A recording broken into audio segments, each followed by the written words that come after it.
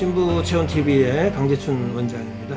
자, 저번 시간에는 또 백선진에 대해서 강의를 해드렸고요. 자, 오늘 이 시간은 수발백선, 콧수염이나 턱수염에서 백선이 발생하는 질환입니다. 영어로는 티니어 바베라고 하죠. 자, 백선 중에서 이 수발백선의 정의 및 특징부터 알아보겠습니다. 자, 수발백선의 정의 및 특징입니다. 서양의학에 있어서는 성인 남자의 콧수염, 턱수염에 발생하는 염증성의 백선질환, 이 또한 백선균의 감염에 의해서 발생됐다라고 보고 있는 거죠. 자, 저는 콧수염, 턱수염 그 부위에 피부 온도가 상승되어서 백선이 발생된 피부질환이다, 이렇게 보고 있는 거죠. 원인이 그 균의 감염으로 발생되었느냐, 아니면은 과도한 열 쏠림에 의해서 그 환부의 피부 온도가 올라가서 발생되었느냐에 따라서 정의가 좀 달라지고 있습니다. 모창백선이라고도 하고요, 수염백선이라고도 합니다. 그러면은 이 범인을 잡아야 되겠는데, 범인이 균일까요? 아니면 피부 온도 상승 결과일까요? 자, 범인을 잡으려면은 여러 가지 정황 증거들을 수집을 해야 되겠죠. 자, 질환에 있어서는 다양한 증상들이 되겠습니다. 이러한 증상들을 우리가 하나하나 또 우리가 따져봐야 되겠는데요. 일단 먼저 원인부터 조금 더 살펴보겠습니다. 자, 서양의학에 있어서는 표재성의 균의 감염이다. 다양한 균들이 검출이 되고 있다라는 이야기입니다. 자, 균이 검출이 된다고 그 균이 염증을 유발했을까요? 저는 그렇게 보지 않는다라는 이야기입니다. 자, 오이밭에서 갓건을 맨다고 도둑으로 몰 수는 없다라는 이야기입니다. 저의 원인은 신부온도 저하에 의한 피부온도의 상승 결과다라는 이야기입니다. 저는 세포열에너지학적 관점에서 20여 년 동안 계속 이 분야만 연구하고 있습니다. 왜 제가 신부온도 저하에 의한 피부온도의 상승 결과라고 주장하는지. 자, 그 범인을 잡으려고 하면은 그러면 다양한 정황 증거들을 수집해야 되겠죠? 바로 그게 증상들에서 우리는 찾아봐야 되겠죠. 자, 그러면은 수발백선의 증상에 대해서 설명을 드리겠습니다. 자, 대표적인 수발백선의 증상, 또 사진들입니다. 이러한 사진을 보면은 금방 이해할 수 있겠죠? 자, 두텁게 또 하얀 인설과 각질을 동반하고 있습니다. 자, 윤상의 백선, 둥근 모양의 하얀 태선을 가지고 있는 것을 백선이라고 그러죠. 자, 그리고 가려움증이 있는 거죠. 균에 정식으로 가려움증이 생깁니까? 아닙니다. 저 같은 경우는 모공이 닫혀서 열 에너지가 방출이 안 되기 때문에 가려움증이 생겼다라는 거고요. 자, 소수포나 구진이 생기네요. 조직이 융기가 되네요. 왜 융기가 되죠? 바로 피부 온도의 상승으로 응력이 강해졌다라는 이야기입니다. 표면 장력이라는 것은 표면에 있어서 끌어당기는 힘을 말하고요. 그거와 반대되는 상응하는 힘, 압력과 밀도가 낮은 공간으로 밀어내는 힘을 응력이라고 합니다. 자, 온도가 높으면 높을수록 표면 장력은 약해지고 응력은 강해지는 거죠. 자, 그때 조직이 융기, 돌출이 되는데 바로 소수포나 구진이 생긴다라는 이야기입니다. 자, 각질 인선은 왜 발생할까요? 그것은 모공이 닫혀서 피부의 수분 공급량이 줄어드니까 그 각질 세포 간의 점착성이 줄어드는 거죠. 좀 각질은 떨어져 나가겠죠? 탈락성의 증상, 바로 각질과 인설이 생길 수 있다라는 이야기고요. 아니, 수발백선에 왜 상열감과 홍조는 왜 발생하죠? 라는 겁니다. 자, 범인은 균일까요? 균에 의해서 상열감과 홍조가 생기나요? 그렇지 않습니다. 저는 모공이 닫히게 되는데 이때 손발끝에서 모공이 닫히게 된다라는 이야기입니다. 자, 그럼 그 이후에 밥을 먹고 활동을 하면 열은 발생하는데 그 열은 구멍이 많은 상체로 열이 쏠렸다라는 거죠. 그 상체로 열이 쏠릴 때 얼굴 부위로 열이 쏠리게 되겠죠. 자, 턱수염, 콧수염 쪽으로도 열이 쏠릴 수도 있고요. 전체적으로 열이 쏠리니까 상열감과 홍조가 생길 수 있죠.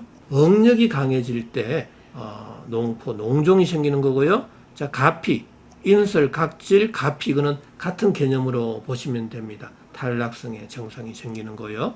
그 다음에 반흔성의 탈모, 흔적을 남기게 되겠죠. 근데 탈모가 되는 거죠. 피부 온도가 상승이 될 때는 그 모낭 주변의 온도도 상승이 되고요. 바로 그때 모근이 상하게 되겠죠. 그때 탈모가 될 수 있다라는 이야기입니다. 턱수염, 콧수염에 있어서의 탈모가 될 수 있는 것이죠. 자, 이러한 정황 증거들을 살펴봤습니다. 자, 이 증상들을 살펴본 결과 균의 감염으로 보이십니까? 아니면은 신부온도 저하에 의한 피부온도의 상승 결과로 여겨지십니까?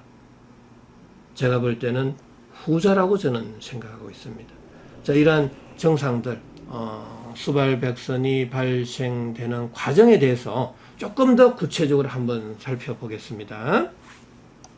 자, 수발백선의 발생 기전입니다. 자, 모든 질환은 세포의 손상으로부터 시작이 된다 그랬죠. 이 세포의 손상은 너무나 다양합니다.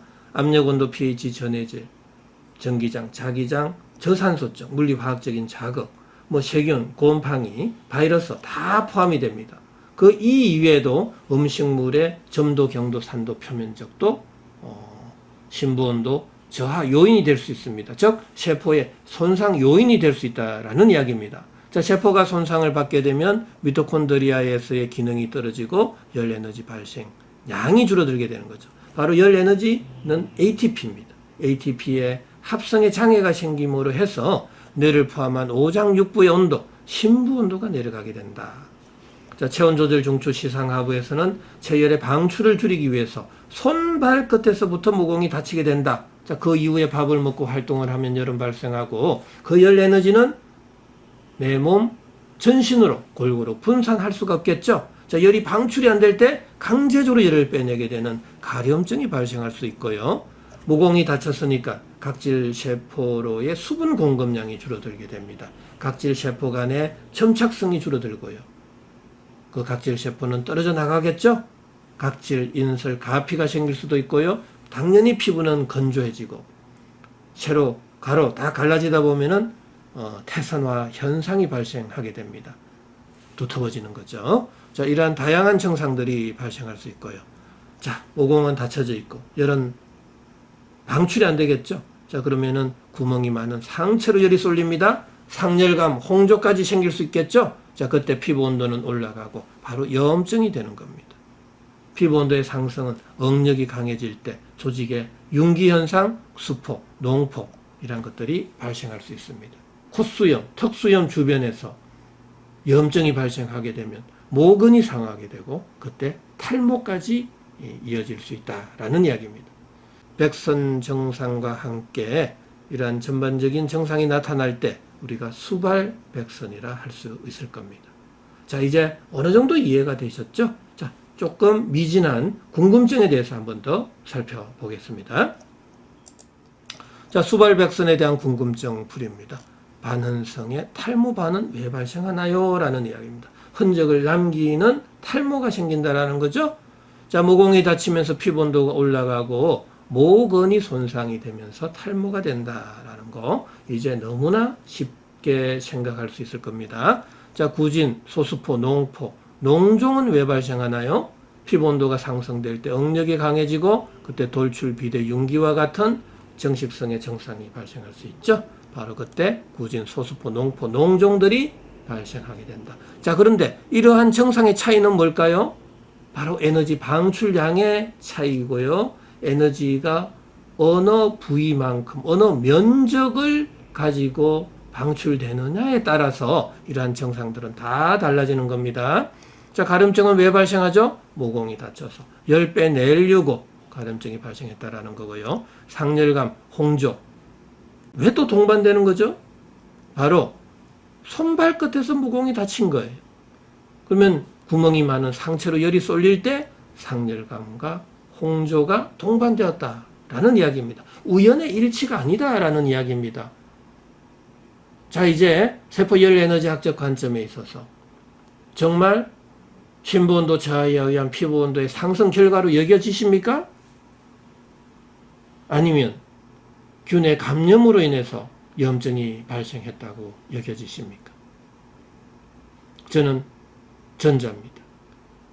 심부온도가 낮아져서 모공이 닫혀서 피부온도가 상승되어서 그 상승된 부위가 콧수염과 턱수염 부위였다.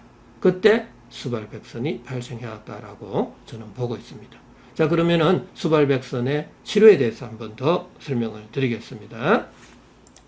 자, 수발백선의 치료입니다. 당연히 서양의학에 있어서는 균을 죽여야 되겠죠? 항진균제를 쓸 겁니다. 자, 염증을 치료하려면 항생제와 스테로이드 제제, 가려움증이 동반될 때는 항히스타민 제제를 쓰게 되죠.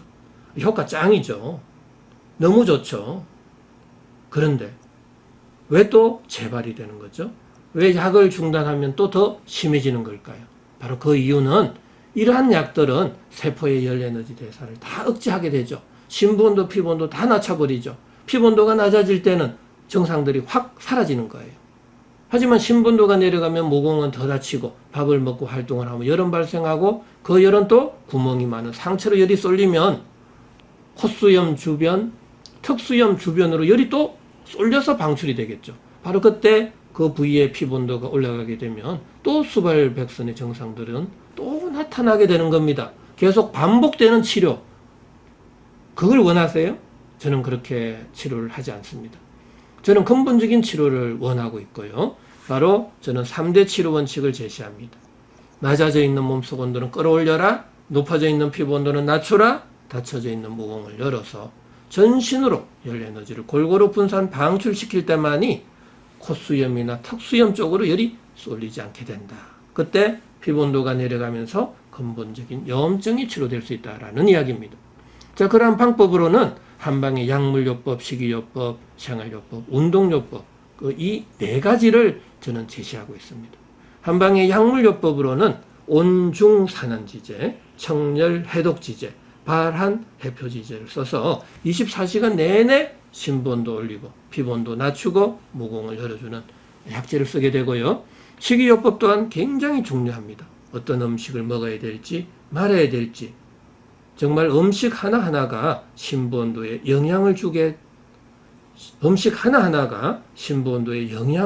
있다는 사실입니다. 자, 그 다음에 생활요법. 항시 어떤 섭생을 할 때만이 내 심부온도가 잘 유지되고 또 건강을 유지할 수 있을까를 이해하셔야 되고요. 운동요법도 굉장히 중요하죠. 기본적으로 운동은 하시는 게 좋지만 우리가 물에서 하는 운동은 치료 기간에는 좀 조심을 하셔야 됩니다. 자, 지금까지 수발백선에 대해서 설명을 드렸고요. 또 궁금한 점 있으면 댓글을 달아주시면 제가 그때그때 시간 날 때마다 또 답글을 달아드리겠습니다. 자, 아무쪼록 건강하시고요. 편안한 하루 되시기 바랍니다.